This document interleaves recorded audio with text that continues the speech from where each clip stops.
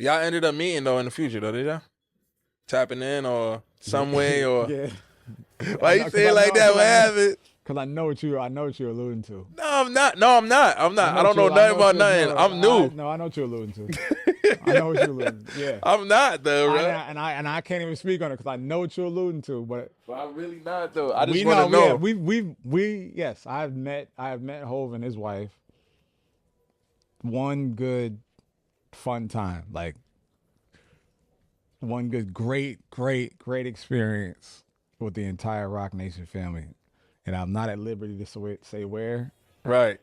but I know what you're talking about, and you're not. That's crazy though. But no, that's because not what you I'm. wouldn't ask that question if you didn't. No, know. look, like, bro. Honestly, Nigga think he's good. Look. Honestly, he's bro. Good. I like that. Look. Honestly, go ahead. honestly, bro. It's not even. Because I never told. I ain't never. What you try to ask me, I ain't never told. It's not what you think. It's not crazy. It's not what you think, though. Okay. Yo, it's your boy Business, aka the Show Venture. I vent about all your favorite shows and all that. Being Meth Power, Ghost Power, Force, Raising Canaan. Best reaction videos on the internet. You know what I'm saying? This is Love is Love podcast. I got a special guest in the building. You know what I'm saying? One of the biggest. Like, when you talk about music, you cannot not mention him. You know what I'm saying? Well, you can. Yeah. Sometimes I happen. They make mistakes. Yeah, sometimes I happen. I got Lowkey with me. What's up, bro? What's good, G? How you feeling? Hey, man. Thank you for having me. I appreciate it. Of course, bro. Yeah, of course. yeah. We had to make it happen and all that. Of course, man. We here. You know, we got the James influence, so I appreciate that. For sure. Yeah. It's my first time kind of like. Oh, you ain't never? I like probably one time. Dabble, right? Yeah. Okay, nah, but I do gotta appreciate y'all on the real. You know, y'all did y'all research or y'all did some reading, and you know, y'all brought in the Blue Moon. Shout out to my guy Carl. Like that was love. So I know today is gonna be a good time because I didn't expect to see the Blue Moon.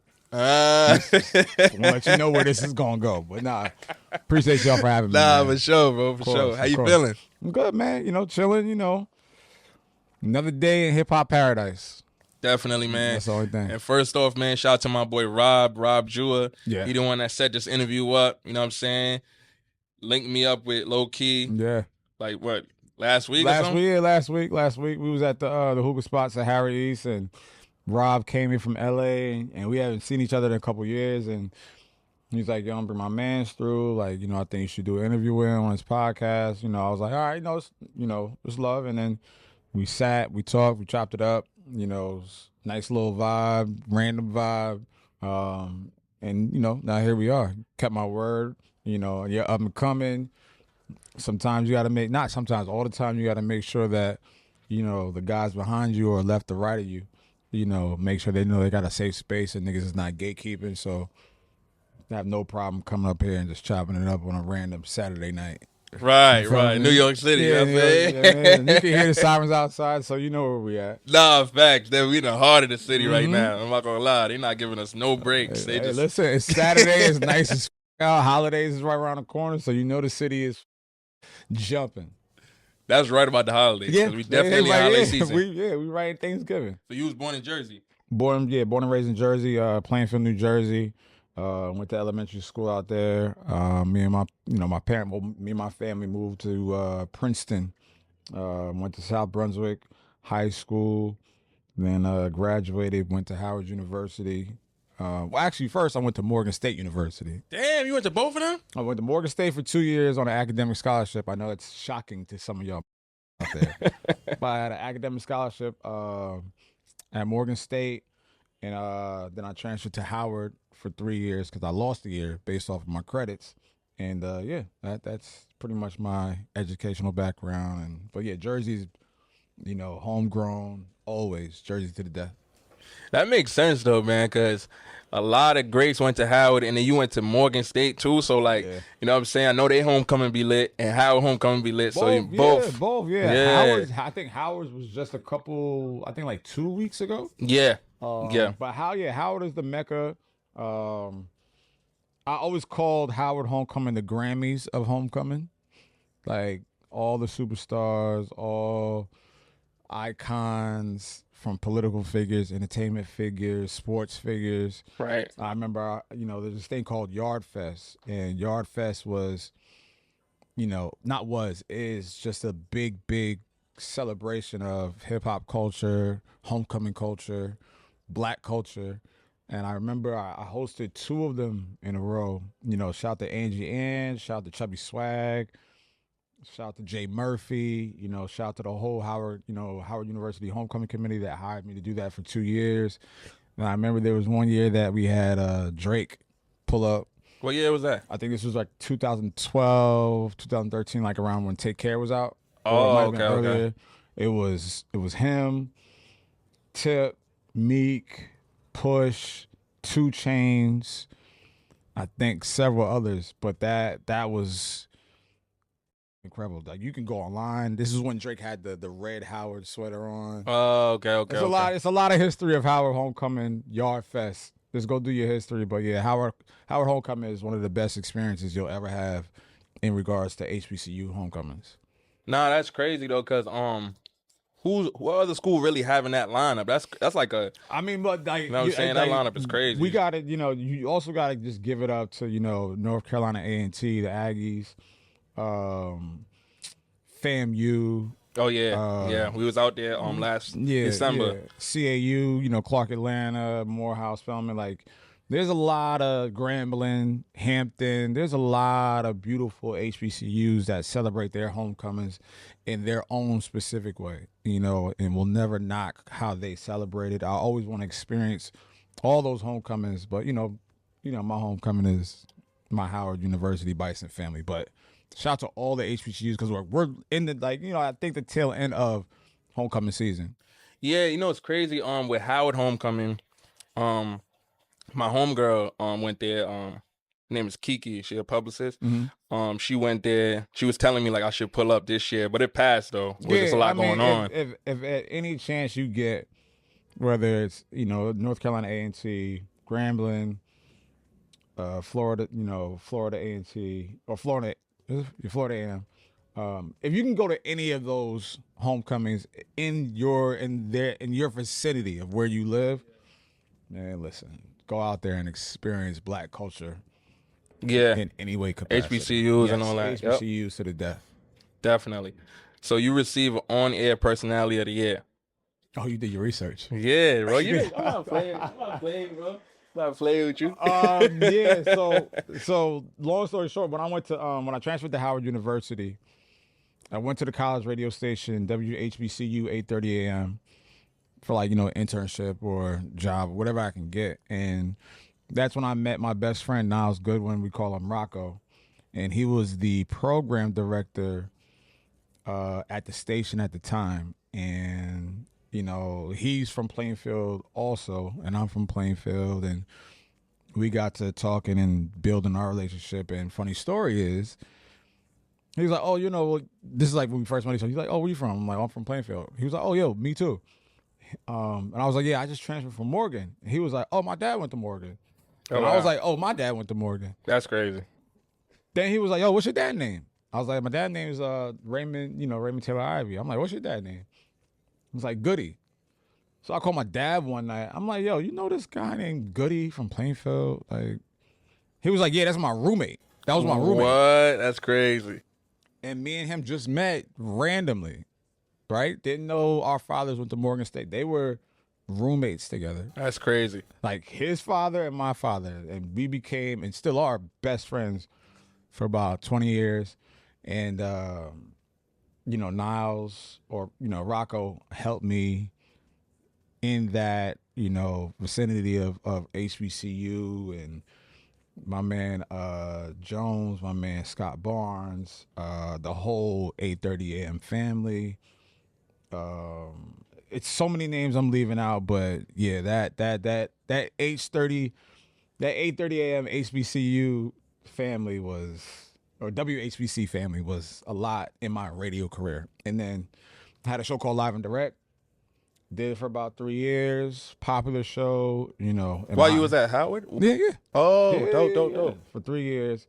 And that's how we get to the point of me winning the best on-air personality of the year on the East Coast for HBCUs. So what was like a legendary moment like at Howard on that show?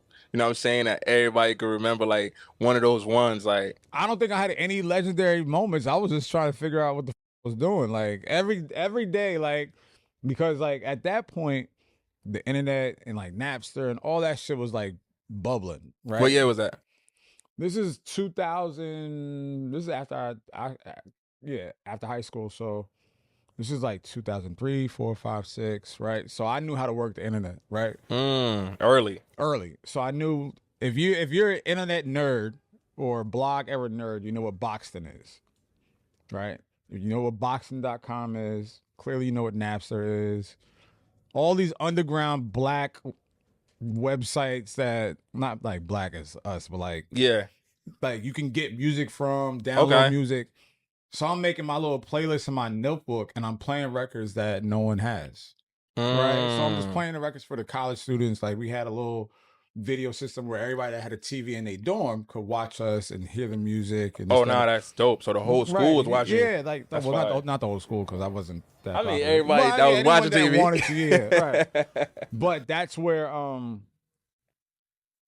I got joy out of playing new music for the students, and I got joy in putting together my playlist and just talking to the students and talking shit and having guests come up. Some of the students would come up and we would talk this and the third. But those were my legendary moments because I didn't know what I was doing, but I had so much fun doing it, and I got so excited because it was 5 days a week. My show was from Monday to Friday. Oh, that's heat. And I would, no, I'm sorry, it was Tuesdays and Thursdays. So I would get excited every Monday night. Oh, I got to make my playlist. All right, every Wednesday night, I got to make my playlist. So those were the legendary moments for me, having that experience and training myself and having fun with the people around me that believed in my capability to lead that show, which led me to an award. Nah, that's dope, bro. Like, on my way ahead, I was telling my man Carl, you know what I'm saying, Carl Michael Music, you know what I'm saying, that's my business partner, but how ahead of your time you was. Because you talking about playlists. You know what I'm saying? So you was having playlists in Howard, you know what I'm saying, before, like, these, like, playlists, like, on these big companies and all that, Spotify. Yeah, I mean, like, when I say playlist, it's just like I'm putting my show together, right? Yeah. So it's like, okay, I think my show was like an hour from 7 to 8 or whatever the case was. And I'm just like, all right, I'm playing these 30 songs, right? So as they're trying to, it's Niles and Scott Barnes, like they're trying to help me program my show. I'm just like comfortable just talking about these records and talking shit and this, that, and the third. That's how I knew radio was where I really wanted to live at. And I just had so much fun doing that shit every Tuesday and Thursday. All right, definitely, man. We're going to get into, like I'm saying, one of the biggest moments, and like moments, but just things, everything, like, of your career. Okay. You heard that new.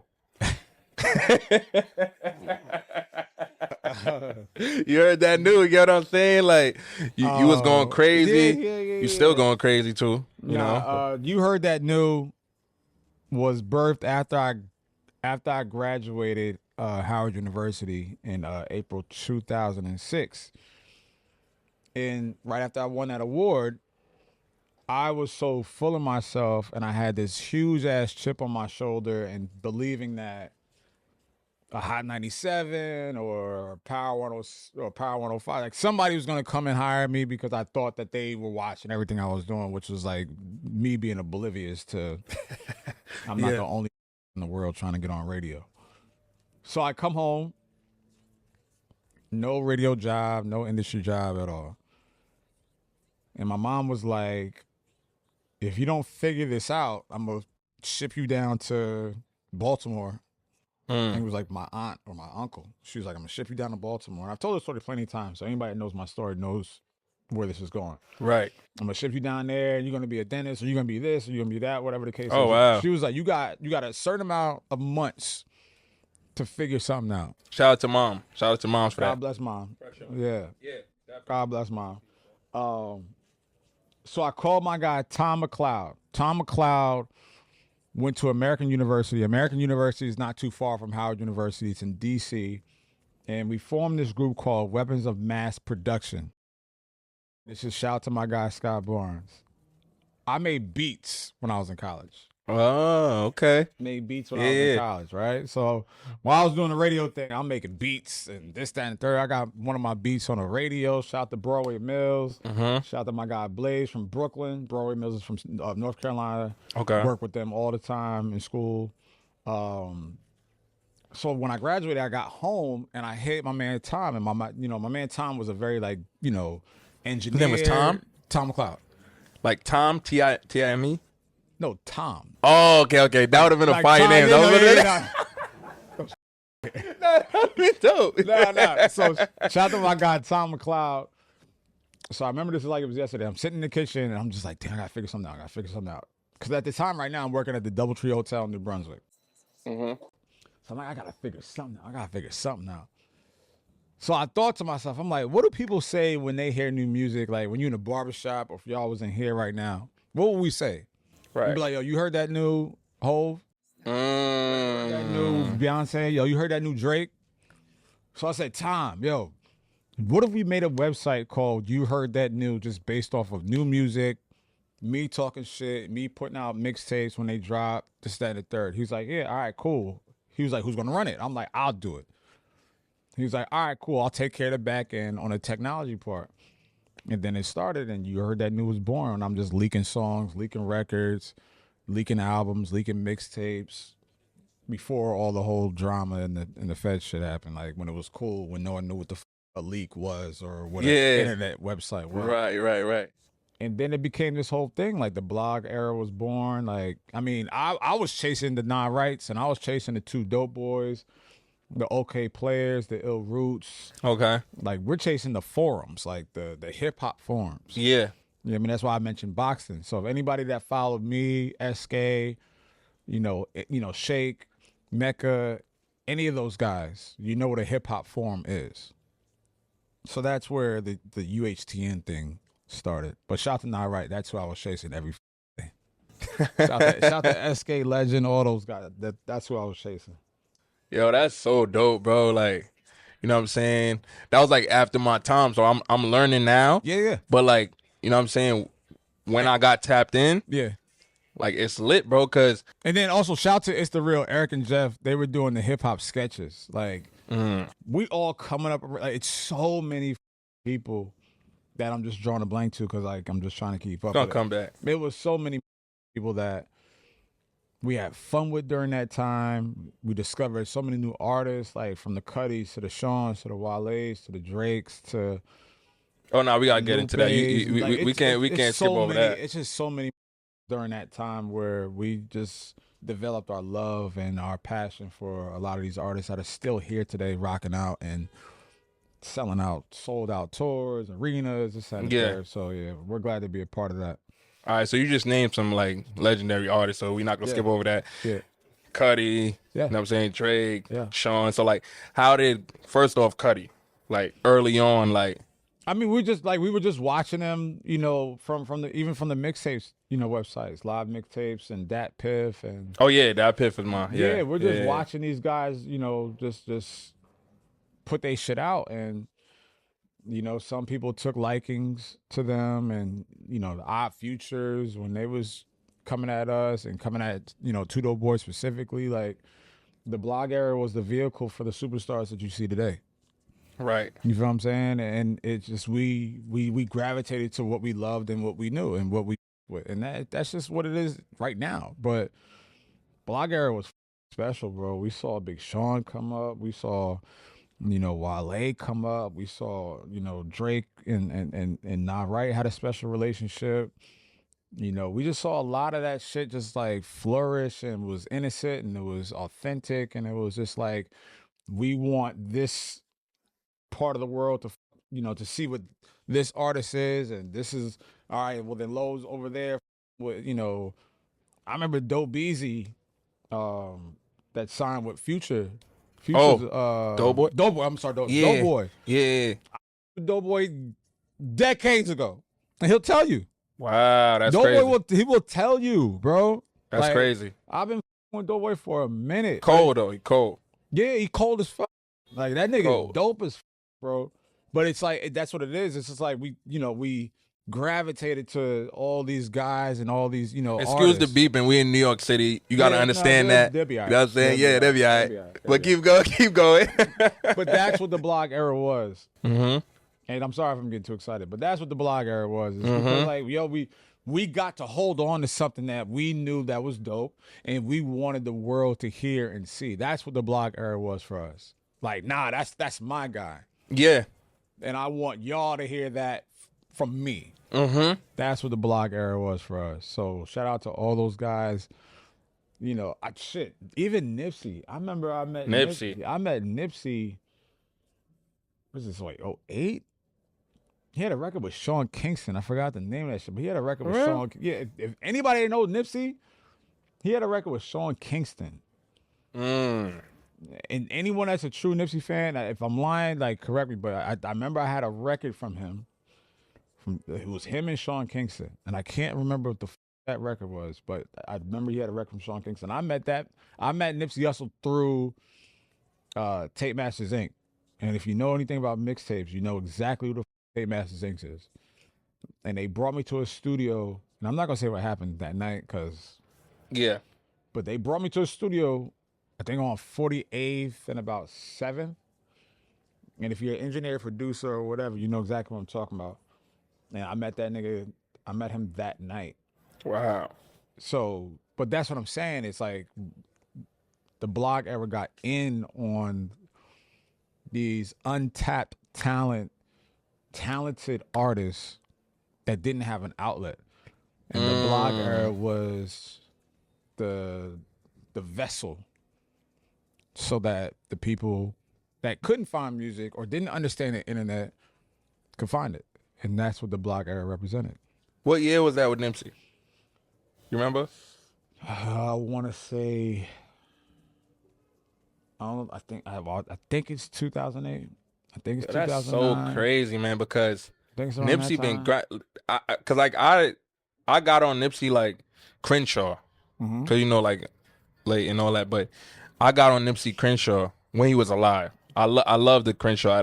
I still bump it now. Like, that's my shit. Right. But you talking 08. That's crazy. Like, I didn't know who he was. I had no idea who he was. And I want to say Fat Matt was there. If you're a mixtape head, you know who Fat Matt is. But I didn't know who Nipsey Hussle was. They were like, yo, we want to introduce you to this dude from Crenshaw. He's from LA. He's gonna be the next one. And the night I met him under those specific circumstances, but we won't get into that. I'm like, oh, this is a cool ass nigga. And since then, before his passing, God bless his soul. Yeah. Met him in LA a couple times. Shout out to Karen Civil. I remember Nick Cannon. Shout out to Karen Civil. And Nick Cannon had me at an event with him. He came to a couple Henny Paloozas. Shout out to the team. And unfortunately, what happened, what it was. But I've had the pristine opportunity to be in his presence and talk to him, and just one of the most down to earth, cool ass niggas. Ahead of his time. Just like you. Ahead of his time, bro. I try to be. Because when you say I was doing my research, I'm like, damn, this shit could be relevant now. Yeah. I'm like, this is 2011. Yeah. Like, damn, this could be. That's how I was feeling. You get what I mean? No, I respect that, man. I appreciate that. Nah, for sure, bro. And you also too, bro. You mentioned Wale. Like, you mentioned a lot of other big artists, but. Do you feel like Wale should be bigger, like a bigger artist right now? Because I feel like Wale is right where he wants to be. I feel like Wale is very, very comfortable in his skin. I feel like Wale knows his value in regards to being a songwriter, a rapper, an artist, hell, even a producer, a performer. I saw his show at Urban Plaza. Me and Rory, we went and saw his show. And he's just so comfortable on stage. I feel like this is I think it's his 8th album that he's about to drop very soon. Wow. I think Wale. When he dropping that? I mean, I know you know, but I know you can't say nothing. I don't know. I'm tapping in. I'm tapped in though. Like now he one of the most talented, bro. He's underrated too, man. I'm not gonna lie. That's just my opinion, but Wale. I think Wale has grown immensely in regards to criticism. I think Wale has grown immensely in blocking out the noise that doesn't matter. And I think it's shown over the years in regards to his music. Everybody wants their praise. Everybody wants their accolades and their pat on the back and this, that, and the third. I think Wale's gotten past the fact that, all right, cool, like, I know what I am because it's people like you, me, or whatever, people in the building or people that come to his shows. Yep. That just like, yo, like we here for you, we love you, and we can't wait for whatever you do. That's why all his shows are packed out. That's why all his Facts. shows. So it's not a question anymore. They need to talk about that more though, because them shows be packed out. Yeah, so yeah, Wale is one of those ones. Definitely, man. But yeah, man, like we going fast track a little bit. Okay. Kim Osario. Ha ha ha! You know what I'm saying? My girl Kim. Yeah, you got that call from Kim, you know what I'm saying? Yep. Changed everything. Yeah, she did. Let's talk about that. So this is 2008, 2009. I'm working at this hotel, another hotel downtown New Brunswick. Cause I'm still doing, you heard that noon. I'm not making no money. So I'm a bellhop. Okay. I'm a bellhop at this hotel called, I think it's like Bethune or it's some shit. I don't know. Yeah, Doubletree? No, this is downtown New Brunswick. I left okay. Doubletree already. Okay, But I bet. actually got fired, but that's another story. We're doing the blog shit. Yeah. So I get a call from Kim, and I'm on my break. It's so funny because I can see this shit like right here. Right. I'm upstairs in the conference room. Kim calls me. She's like, "Yo, what you doing?" I'm like, "Oh, I'm on break at the hotel." Da, da, da, da. She was like, "Yo, what do you think about coming to be a journalist for BET.com?" I said, "Word?" She was like, "Yeah." So we went through that whole process, and I remember I went to, I think a couple weeks later, or whatever the case was, I went to, BT used to have those fashion shows or the spring concert, like I forgot what they were called. Right. I went to one that night. It was like me, Kim, a bunch of other people. I hope I'm telling the story right. And my mom is up when I get home because I, still lived at home with my parents. Yeah, trying to get it together. Yeah, trying to get together. Yeah, get out the mud. My mom was up when I got home. And I see she's sitting at the kitchen table, lights is on. So I'm like, oh shit, what the happened? You thought you was in I'm trouble? thinking like something like, oh shit, like something like, is that okay? Is nigga like whatever? Oh, okay, yeah. So I get to the table and it's a letter, it's like a letterhead, or the envelope says BET.com. The envelope? Oh, you got the envelope? It's like an actual, mailed envelope. And she was like, she didn't want to open it till I got to the crib. Mm-hmm. So we sit down together, open an envelope, and it was an offer letter. It was an offer letter for BET.com as a music journalist. And we both just like cried our eyes out because she knew how much I wanted to be in the industry and how much I've been fighting to be in the industry. Right. So that was probably one of the best moments I've ever shared with my mom in regards to like, I mean, there's been a couple others, but that's the first one that comes to mind that really made me realize how much like a journey and falling on your face and getting, your hands dirty and getting the scars and this, that, and the third. So for my mom to see that was hella important. Hella important. Nah, man, that's so dope, bro. Like, yeah.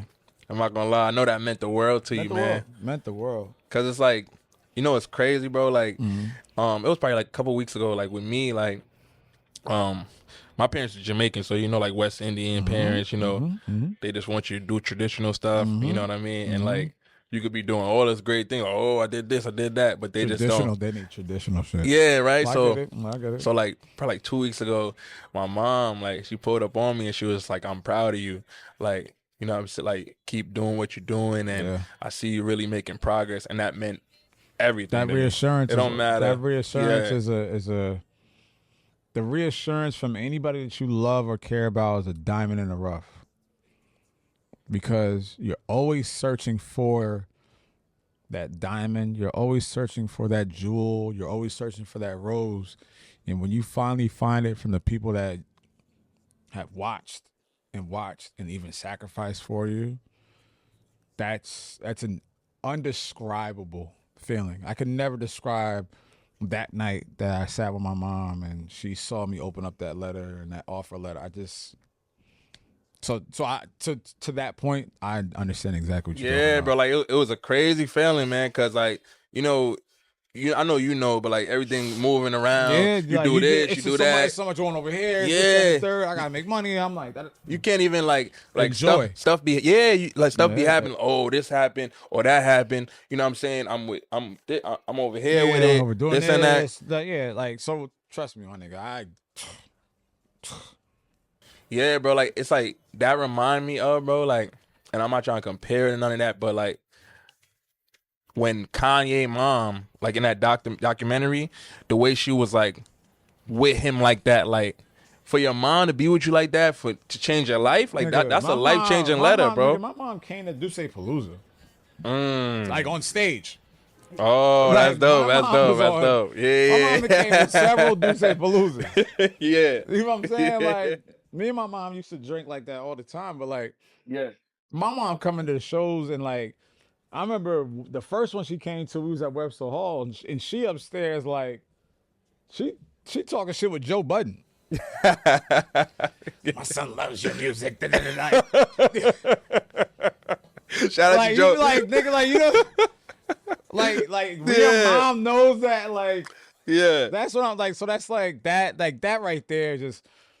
And it's not just my mom. Like my father knows. Like my father's just a little bit more traditional, a little bit more. It's the mother's love though. Like it's like it's But different. my mom was a teacher.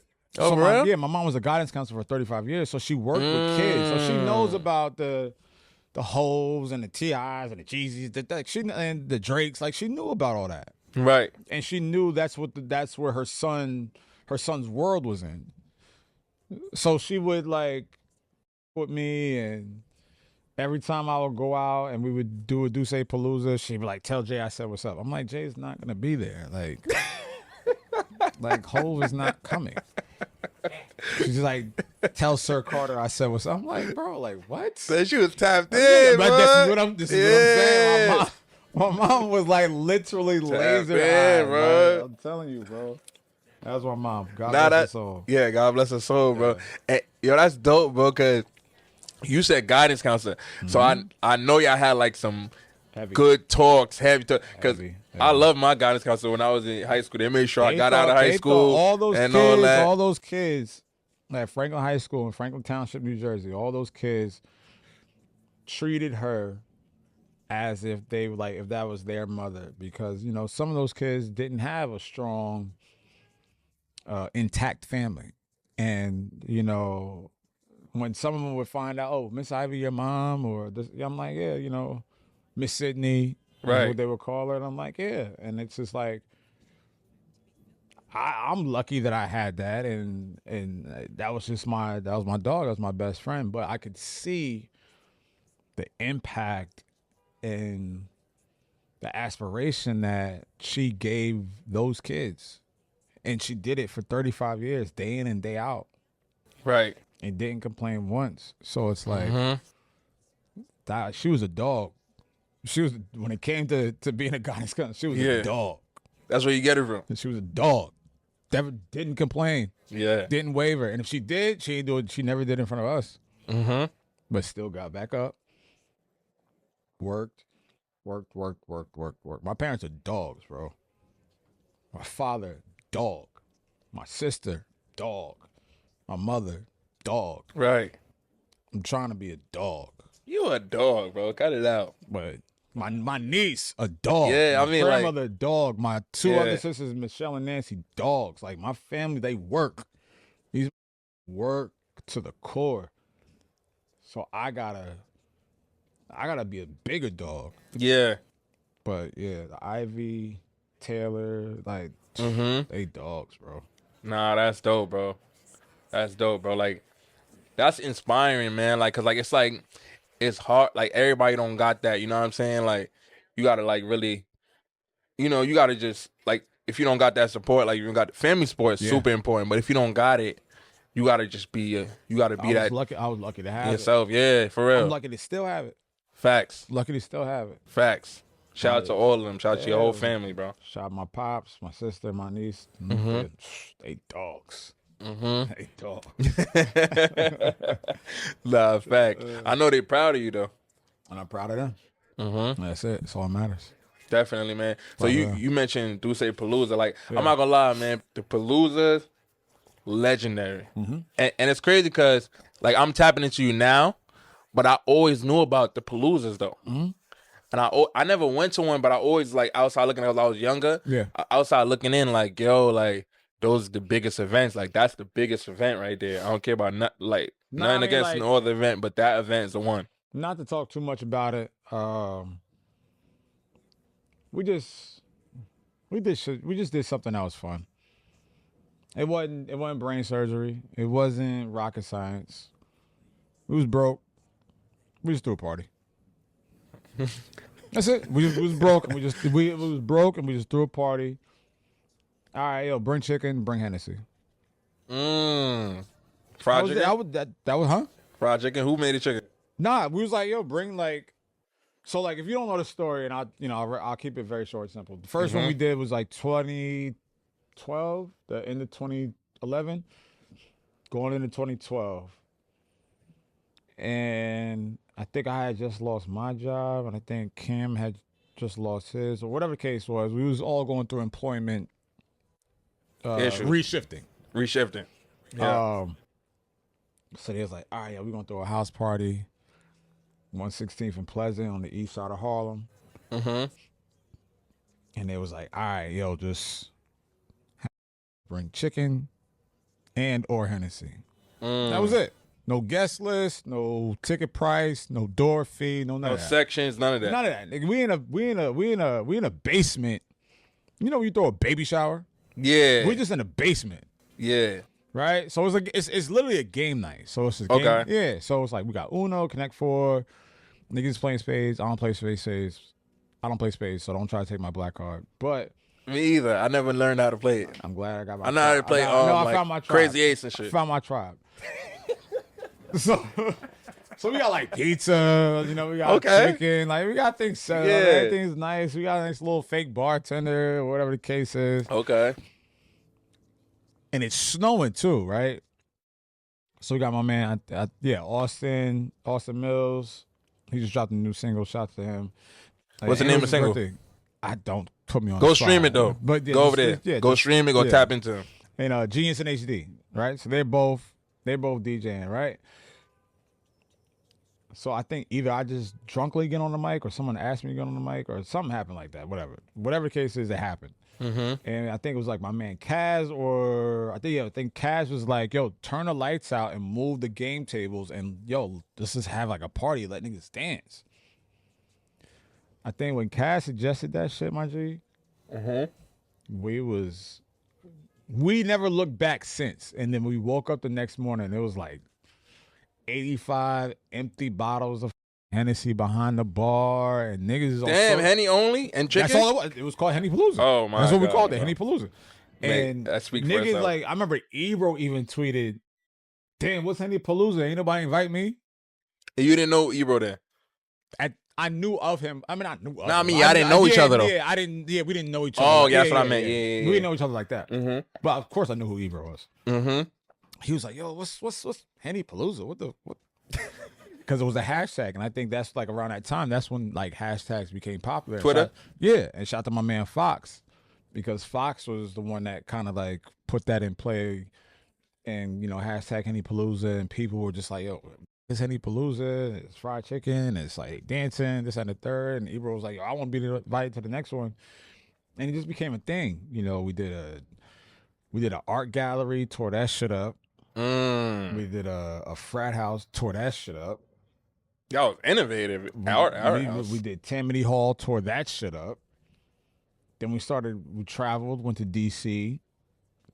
I think the first one sucked because we just weren't prepared. Right.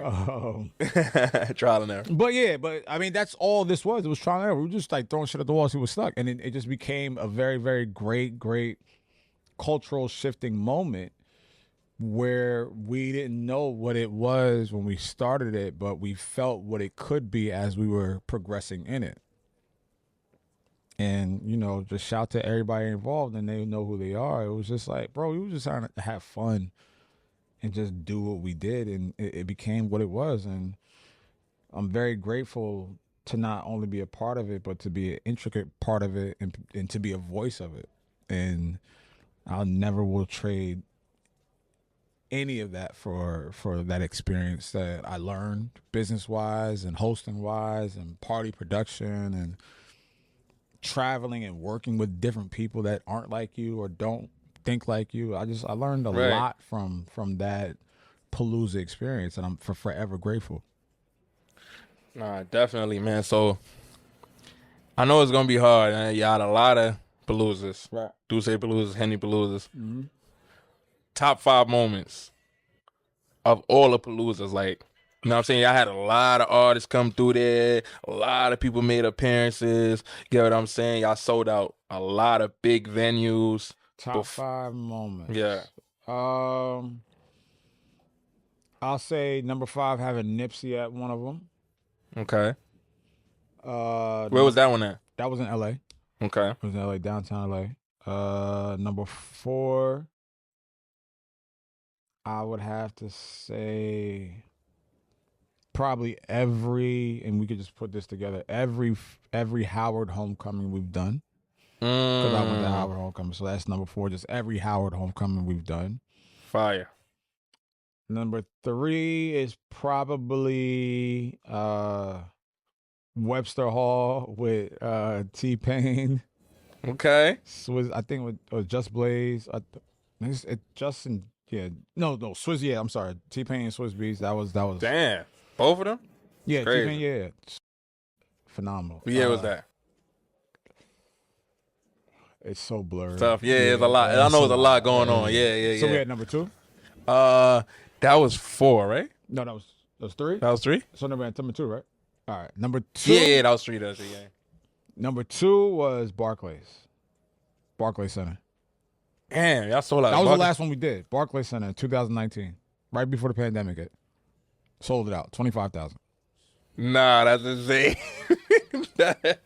That's insane, bro. Barclays. Diplomats, State Property, 5-Year-Old Foreign, Just Blaze. I said State Prop. Yeah. D Block. Damn. D Block.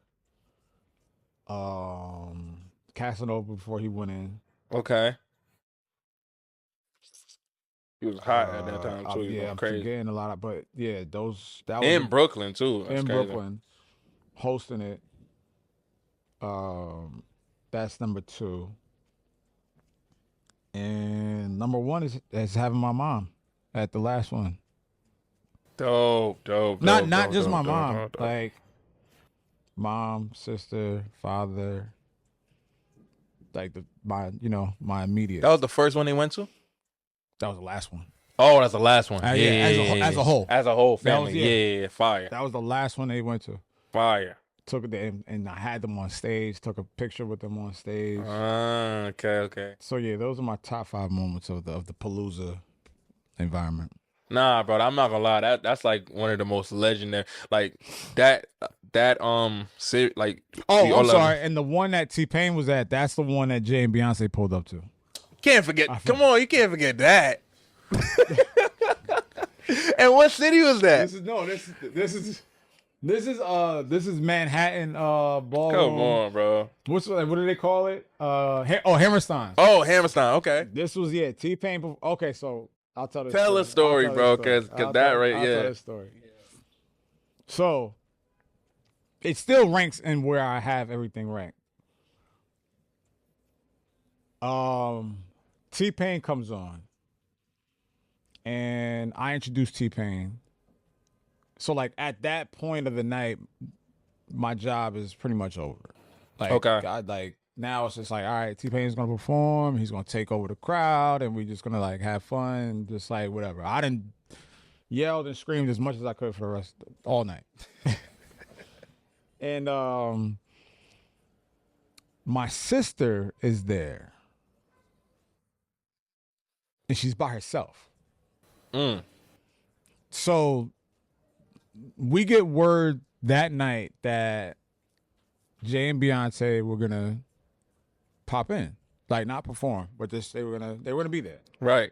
So we're like, all right, like everybody just stay on their dean. Everybody don't, all right, cool. Don't do too much. Don't do too much. Yeah. You still got a job to do. So we like, all right. So we get word that they're there. They're there already? They're in the vicinity. Yeah. I didn't see them, but I was told that, they're. So we like, all right, cool. We introduced T-Pain. I get where my sister's up there. She's like, where they at? My sister gets past security and she's up there. Okay. So I'm like, I introduced T-Pain. Boom, break it up, like going through the crowd, going through like all this, like the maze, whatever, right? I see my sister just like in the area of where Jay and Meek, I think it was like Jay, Meek, Fab, Joe, Maul, like they all like it's just like if you ever been there to Hammerstein Ballroom, like how like those little VIP sections are. Like, it's like they're not tight, but like if you walk in, you see who everybody is. You can see everybody when you come in there. It's everybody in there. Okay. Like Hov was in there with the rock chip. No, not the rock. That big ass medallion plate he had. Just like. He has like a burgundy coat on, got the dress spilling out, like. Yeah. And I go in there and I'm just like, my sister's in there chilling. And I'm just like. She ain't hit you? She ain't text you none of that? She was like, she's like, I'm upstairs. Like, I'm trying to introduce T-Pain. She's like, I'm upstairs with Hov. I'm like, how? Like, how did you even get past security? I think somebody in security that got that like ushered her in, whatever the case is. So I get upstairs. Now it's like we all in there just taking jokes and just taking pics, cracking jokes, whatever the case is. Yeah. And the night is just like electrifying. Yeah. Right. But here's what I never told. I don't think I told a lot of or publicly. Exclusive. So after every Palooza in New York, I always go back to Sahara East. Oh, okay. I always go back to Sahara East, right? Yeah. I'm like, I did the party thing. I just want to go smoke hookah, just chill. Like, we get a bottle of Douce, we sit at the table. Like, I'll invite like maybe 12, 13 people, and we just all sit. Right. I get a call, and I'm not going to say from who. I get a call, and they're like, yo, where you at? And I'm like, yo, I'm at Sahara. They were like, yo, such and such wants you to come uptown. I'm like, what? They was like, yo. Ho was like, where you at? No, the person, like he's saying that to the person that's calling me. He was crazy. Like, yo, where Low at? That's crazy. He was like, yo, I'm gonna send you the address, but it's only you that can come. Because again, we just finished. We had just selling that out. So it's like, it's like, yo, where's Low? They'll tell Low to come. So Hov said that. Hov is saying that to the person I'm talking to. I was like, nah. Not because I didn't want to go. It's because I brought like 13 or 15 people to the hookah spot to like celebrate with. So I didn't feel comfortable saying like, all right, niggas, I got to break out. Y'all got this. So I was like, nah, like I'm straight. Like I got all my peoples here. I don't want to leave them. Like y'all good. Y'all chill out. And that was the night, when Meek and Fab and Hov were sitting outside of that car. Right. That was that night. Okay. Yeah, outside of that restaurant. So I was like, nah, I can't leave my people.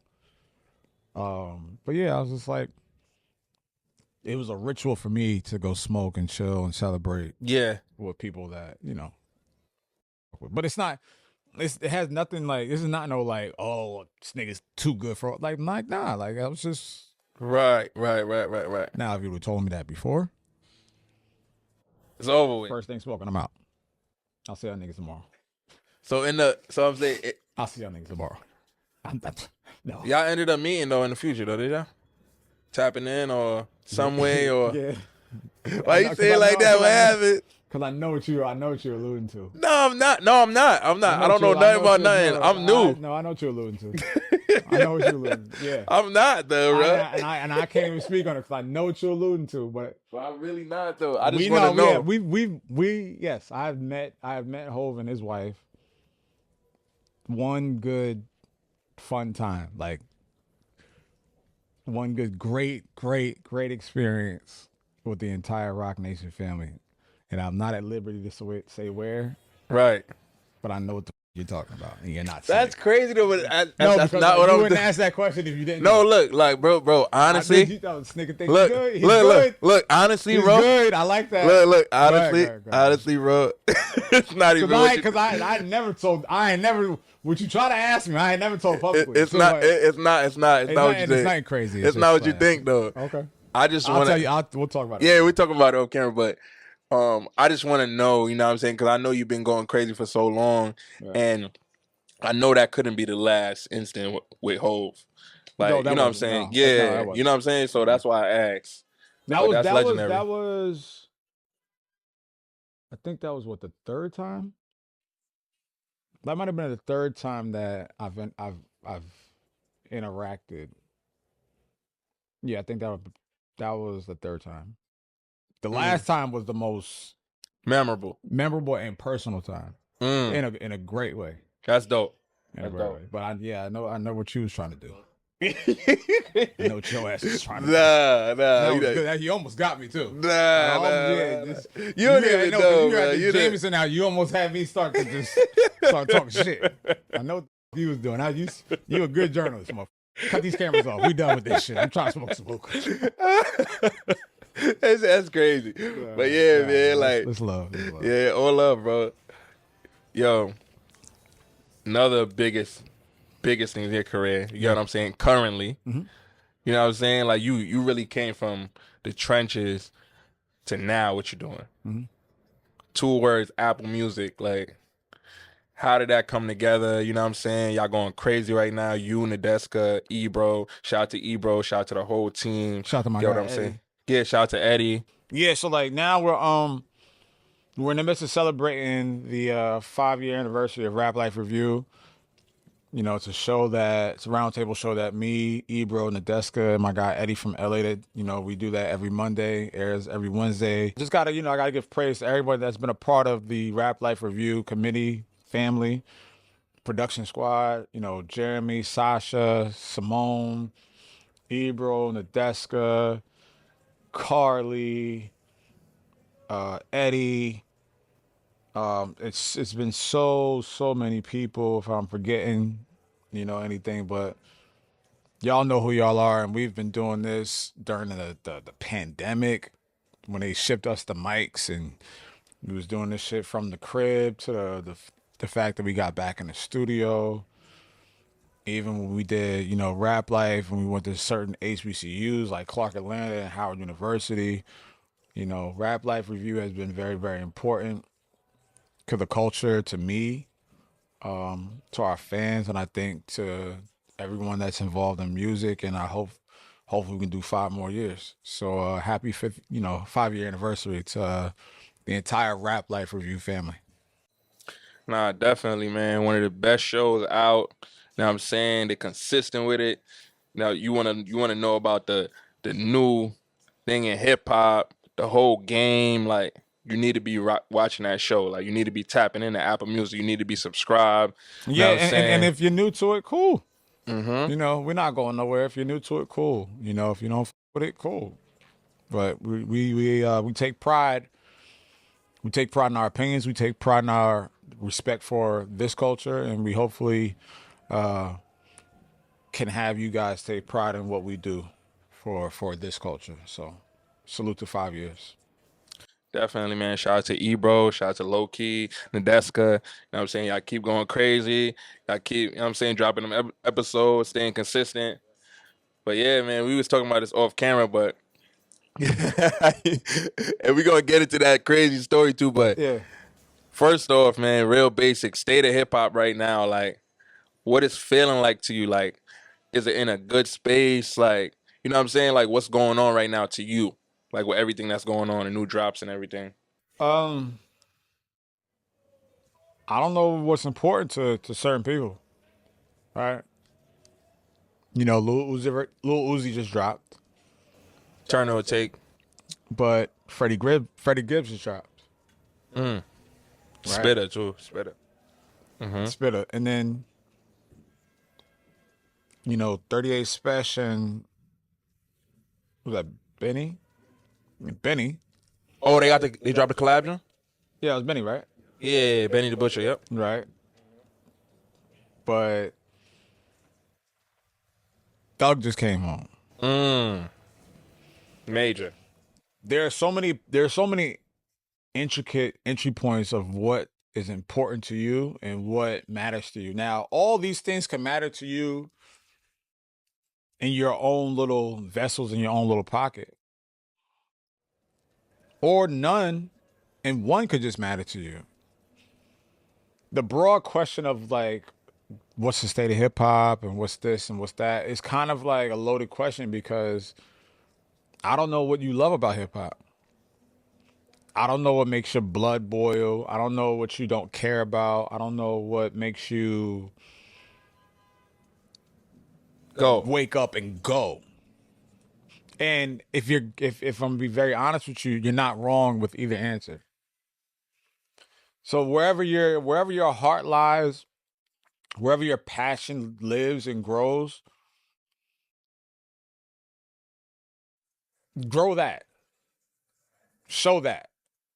Be with that. Live with that. Own that. Earn that. Like, do that. Because us trying to explain like why this is important and why that's important, why that's not important, why this is not, we're gonna have these round and round conversations. Right. Right? And I'm not trying to be political. I'm not trying to be diplomatic. I'm not trying to like weasel my way out of a conversation. I've been having these conversations for 18 years. We always fight about it. We always fight with each other. We always, you don't know and you don't know. And all right, well, tell me what you know. Right. Live in the space of where you know. Welcome me into the world of what you know. And then vice versa. Right? If you like that boom bap shit, okay, give me the best boom bap shit that you know or you think that I'll f with. If you like that vibey shit and that, oh, we just grooving and all right, cool, give me that too. If I don't know that world, I'm not sitting up here wasting my time. That ain't music. That ain't this. That ain't that. I don't know it. I don't understand it. That's not my thing. But I think because we have so much to choose from, I think because we have so much to criticize, we have so much to just look at and like, and I think hip hop is in a fine place. Because if we don't have that much to look at, if we don't have that much to criticize, if we don't have that much to critique, if we don't have that much to praise, I think we might be in a very bad space because we're only looking at one thing. We're only analyzing one thing. Right. We have so much shit to look at and analyze and have fun with. Right. Where I could live over here with 38 Special and Benny, but then y'all niggas could live over there with Lil Uzi Vert. Yeah. And Central C. But the world is like, oh, these hip hop, they got this and they got that and they got this and they got. Yeah. Isn't that a good thing? Options. We got options. We got Tyler. Right. Tyler the Creator, he just dropped. Nigga, Jadakiss about to drop an album. Uzi just dropped the album. When Jada dropping? I don't know, but I'm like, it's the fact. in. Yeah, it's just the fact that I got a nigga from '96 still ready to go. Still relevant too. Exhibit, Dr. Dre, Snoop, that just dropped the record with Jhené Aiko. Yeah. The joint album with Snoop and Drake. Yeah. The joint called Gorgeous. Y'all telling me hip hop is in a bad space when I just named damn near 4 decades of hip hop. And y'all telling me it's a bad space? Yeah, yeah. The people that saying that though, they be like just stuck in like their sound and what they like, Bro, I and don't. they not looking at them. I'm not the biggest Lil Uzi Vert fan. I'm not the biggest Central C fan, but I see it, I get it, I understand it, and I respect it. These little niggas got they favorites, they got they legends, they got that. I still got my legends making music too. What is the problem with coexisting? Yeah, no, that's real. That's real. Because they be getting mad at people because they don't know like certain songs and they don't got certain people in their top 5, but they was born in after Niggas that. is dropping out of the sky, out of this last week. Period. Niggas is dropping. They dropping music. They just want all this. Yo, it's hip hop in the back. Like niggas, shut up. Like don't like serious. Like come on. Like seriously. But I'm sorry. nah, you good, you good. That's that low key shit, man. We need that. You know what I'm saying? So much shit. And niggas like I don't got nothing to listen to. All right, well you deaf. You got nothing to listen to? Yeah, that's crazy. Yeah. All right, y'all got it. I'm telling you, everybody touring, dropping albums in New York every other week. Don't let me mention the female rappers that have mention it. Lotto. They kicking backs in. Mm-hmm. Sexy the Lottos, the Sexies, the Doshis, the Glorillaz, Doja Cats, the Glorillaz, the Megs, like Rhapsody. Mm-hmm. Like y'all really want to get into this shit? Cause these ladies are y'all niggas up. They going crazy. I'm not gonna lie, they winning this year. They winning this year on them backs in. So I don't want to hear about. We don't got nothing to listen to. If we don't got nothing to listen to, you're a misogynist. So sit on that. Mm-hmm.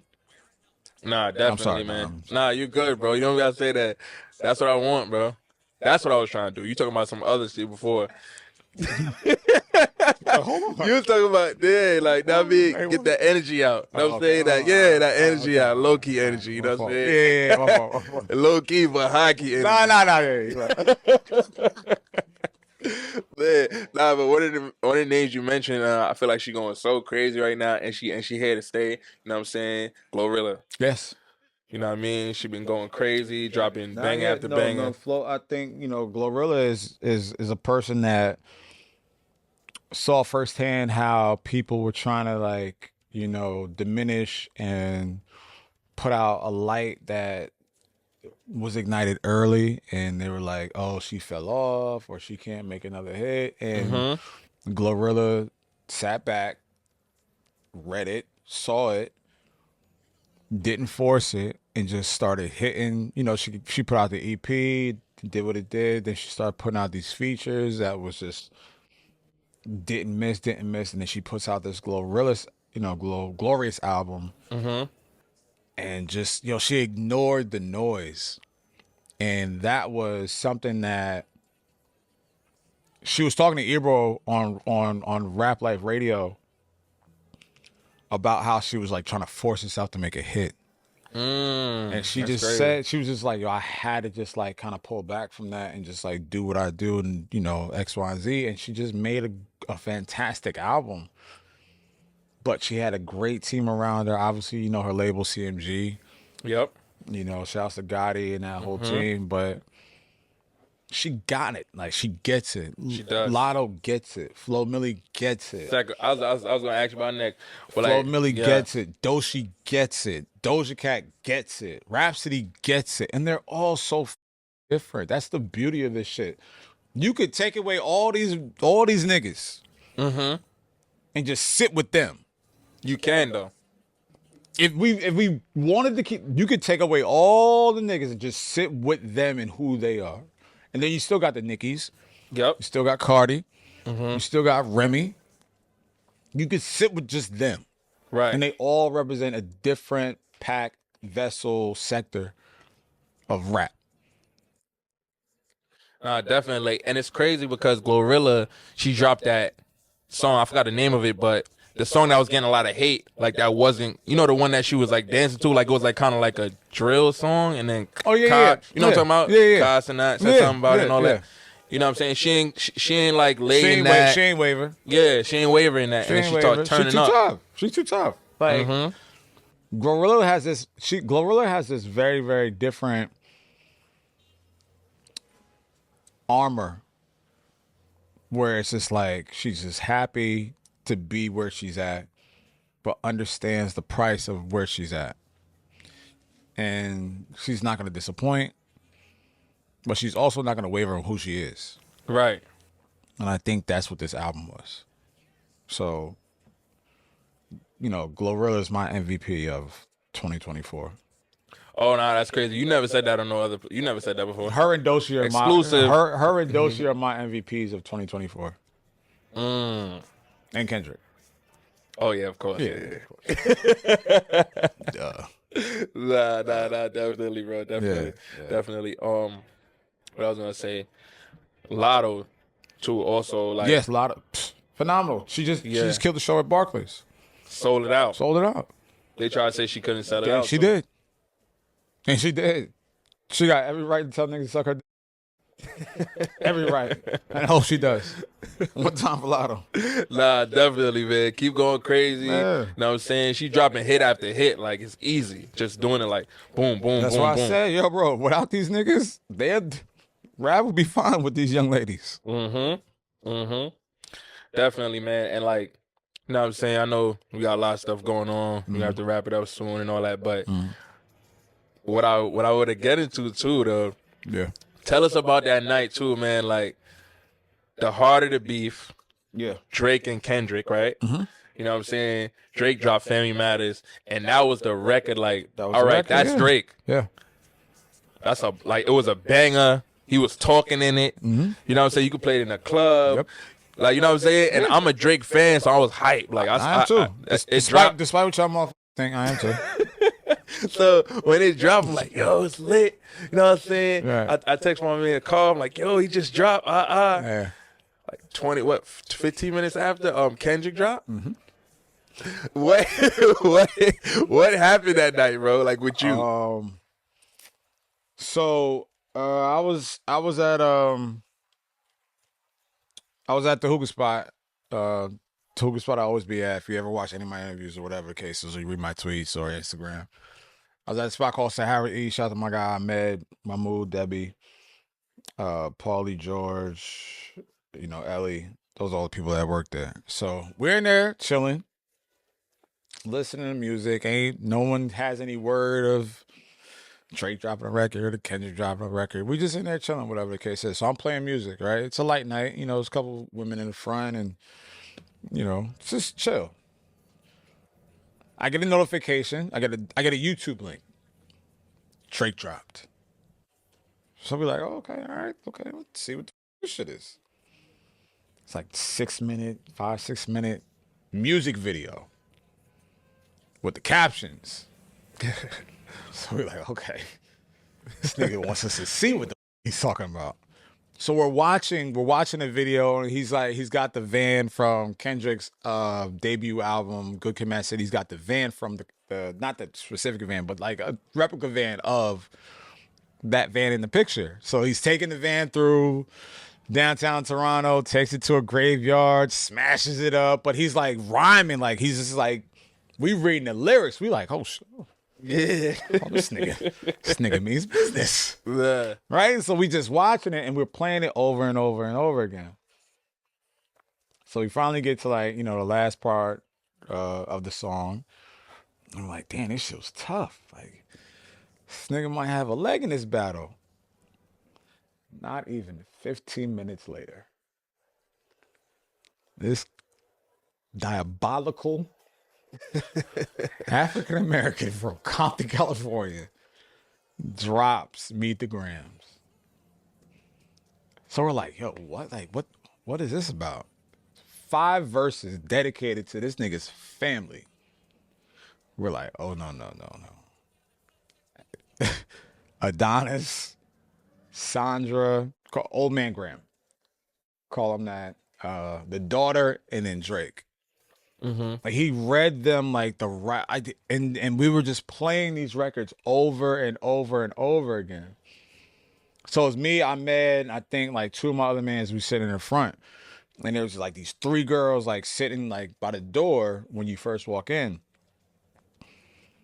and boy were they heated, boy were they upset. So the first time we going through Family Matters, One of the girls came up, she was like, "You guys played this 5 times already. Can you switch it up?" And by this time, Kendrick had dropped, so now we're playing Kendrick shit. And my man I met was like, "No." Usually, like when women come up to us, they be like, "Yo, y'all playing too much rap shit." We be like, "All right, we'll turn it off. All right, cool. We'll change the vibe." That night was way too like, nigga, we are not turning none of this off. Like we have to. I gotta hear everything these two men are talking about towards each other. So I guess at the tail end, one of the girls gets very, very annoyed. Y'all, I hate y'all. It runs out like they do a quarterback split. One goes to the left, two go to the right. What? That's crazy. One of the waiters chases one of them out, gets him in gets them, you know. So they didn't pay the bill and then it went Oh crazy. no. The one that they caught, she got turned into the police that were like they were already out there. She's in the cop car. They made her come back into the spot and pay the bill. And guess what we were playing? Meet the Grams. And you had to pay that. Yeah, you had to pay that. You could have just been in there chilling with us, listening to Meet the Grams, and your bill would have been fine. But yeah. Yeah. I mean, it'd be crazy. That's you know what I'm what happened, saying? yeah. That's one of many crazy and fun nights at Sahara. But that's what we do. Like, you know, we're students of when you heard shit at the barbershop and you heard shit at your man crib or you heard shit at school, like we wanted to listen to it over and over and over again. And I think Drake and Kendrick brought back that feeling of like, nah, I gotta hear this. I don't care where I'm at. We gotta put this on now. And I think that night was the epitome of like, we gotta hear this shit now. So I don't care who you think won or lost or whatever the case is. Those two put on an epic display of I'm gonna get you first, sucker. Yeah. That's what it was. You know Yeah. what I mean? And I love them both for it. And that's that. Definitely, man. Thank you to Drake and Kendrick, man. Y'all went crazy. You know what I mean? It was like mad, like it was like too nice. The game, hip hop game, and everything was just too like friendly. Everybody linking up. That was fun. It was no competition. They brought that competition back, man. Whatever y'all do after that's not our business, but y'all put on. Yeah. So, welcome home, Young Thug too. Awesome. Yep. Young Thug probably gonna get him all on the record too. I want to say that. Yeah. We talk about that. We'll be here for another 2 hours. I know. Man, last two questions though, man. What's like two legends. Like I'm saying, like that's a part of your career. You know what I mean? Your guys and all that. First off, Jermaine Dupri. Like, what does he like mean to your career and just like, you know, just like as a friendship and everything like that? I mean, for my career, it's just, you know, watching somebody become one of the best producers, songwriters ever. You know, me and him didn't start really getting close till, you know, maybe last year and a half. But we've always had a relationship. We've always spoke. You know, he brought me down to Atlanta for his So Def experience, So R&B experience. Had me host his podcast room. But we talk offline a lot. You know, he might call me, I text him, and we have a genuine relationship. And he asked me questions, I asked him questions.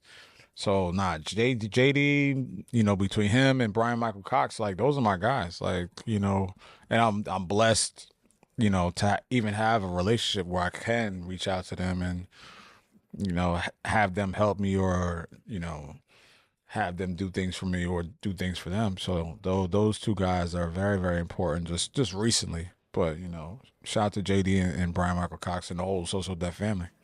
Yeah, man. JD one of the best to ever do it, man. The GOAT. Ever. GOAT for real, man. Him, Brian, Jonte, all of them. Those three right there, one of the best. Definitely, man. Second question, man. DJ Drama. You know what I'm saying? DJ Drama, DJ Drama, you know what I'm saying? Gangsta Grills and all that. Yeah. You know, I'm legend. Yeah. GOAT too, you know what I'm saying? Like you got on a DJ Drama mixtape, like you was him. DJ get that. DJ Drama is You know, funny story. DJ Drama tried to put me on the Jack Harlow years ago. Right. Another exclusive. Damn. DJ Drama tried to put me on a Jack Harlow You remember years what year? ago. This is way before any of this shit is happening. And I was just like, nah. Right. Either I said that or I ignored him. I was like, I guess in my head I was like, nah. But then 3-4 years later, I was like, shit. Damn. You missed the ball on that one. Yep. You missed the ball on that one. But nah, Drama, to this day, you know, I just spoke with Drama, I want to say, 2 weeks ago? I was trying to get him on my impromptu with Low, the IG live shit I be doing. But nah, Drama is just outside of our relationship. Drama is just an intricate figure, especially in the era that I grew up in, the mixtape era. He's the guy I look up to, like him, Clue, Yep. K Slay. You know, God bless K Slay, Cutmaster C, Tape Masters Inc., Big Mike. Yeah. The list goes on and on and on. But yeah, Drama, the affiliates, like you could like the Gangsta Grills brand. Yeah. And we was talking about this earlier with Tyler the Creator. Oh yeah, he got a Grammy for that. Call Me If You Get Lost. Crazy. Drama's still around. You know, Generation Now. Uzi. Yeah, Uzi and Jack Harlow's, you know, part of that conglomerate. Drama has found ways to reinvent himself. Drama has found ways to stay relevant. Drama has found ways to keep eyes open to what the mixtape culture was and what it could be. And I even tweeted this shit out the other day. I'm like, I'm looking forward to a Glorilla and a Megan Thee Stallion Drama Gangsta Grills mixtape Together? Like Megan. Yes. Call Drama. And Glorilla even hinted at us during her interview with Ebro about a full body of work with Megan Thee Stallion. So if that does happen. They got good chemistry though. They got great. That's why I said. So I need about 10% if that does happen. Yeah. And you need to be producing some of those beats and get back in back. Okay, well now it's not. Don't push it. I can pick out some of the beats. Yeah, all right, pick out some of the beats. I'm not making them. All right, wait, get your name on there though. On the back of the I don't have an AR 10. I don't have an NPC 4. Like, just let me just. No, I'm just saying I just pick them out. It's still low key though. Yeah. But high key. You know what I'm saying? No, and they know that. No, I get it. They know that. I get it. I know. Shout out to Glorilla. Shout out to Megan Thee Stallion. Shout out to Drama. Get what I'm saying? JD. Brian Michael Cox. Also, before we get out of here, yeah, and this will be the last thing. One time, rest in peace to DJ Clark Kent. Last time I was with him, we went to Harvard University and spoke on a panel with Coltrane Curtis, Lenny S, Shari Bryant. I hosted the panel. Clark Kent was one of the best figures, prolific figures, colorful figures, informative figures, important figures that I've ever come across, and that treated me like family, treated me like blood, and always let me know that if I needed him, he was always there. And anytime I saw him, it was just like I saw him yesterday. And unfortunately, we got some news earlier this week, or last week, that, you know, he had passed from prostate cancer. So anyone that was a friend, loved one of DJ Clark Kent, or that just got a glimpse of who he was, you were lucky. So God bless his soul, God bless his family, and just want to give my love and respect to the God's favorite DJ, DJ Clark Kent. The legend, man, the GOAT. You know what I'm saying? Like hip hop, he's that. You know what I'm saying? He been doing this for years, decades, going crazy before my time, but I still know, like, you know what I'm saying? The real ones know. Rest in peace. And I seen that last episode on Apple Music, you know what I'm saying? And I seen like your take on it. So like, you know, I just pray for strength for you and for his family. Yeah, so it's a little bit better now, but like, yeah, because it was so fresh when it happened, and I wasn't really prepared to talk about it, but I had to say something just to let people know how important he was. But I'm a little bit prepared now. But you know, if you knew Clark Kent, you knew where those feelings were coming from. So. Nah, definitely, man. It's your boy Business, aka the Show Venter. Vent about all your favorite shows. You know what I'm saying? I'm with Lowkey. You know what I'm saying? You heard that new Apple Music. You know what I'm saying? Palooza. However, you know what I'm saying? Duce Yeah. Palooza, Henny Palooza, like, you know, a staple in hip hop. You know what I'm saying? Like, if he talk about you, whether good or bad, or any artist or whatever, you lucky. You know what I'm saying? He tapping into your music because he know what's going on. Like, he know what's hot. He been doing this like from before. Right. You know what I'm saying? And he mean well, even though you know what I mean, going crazy a little bit and all that. Listen, Yeah, this is my last interview. It was fun. So, it is what it is. Sometimes you gotta start over. Appreciate you, bro. Well, Yeah, always, yeah. man, always.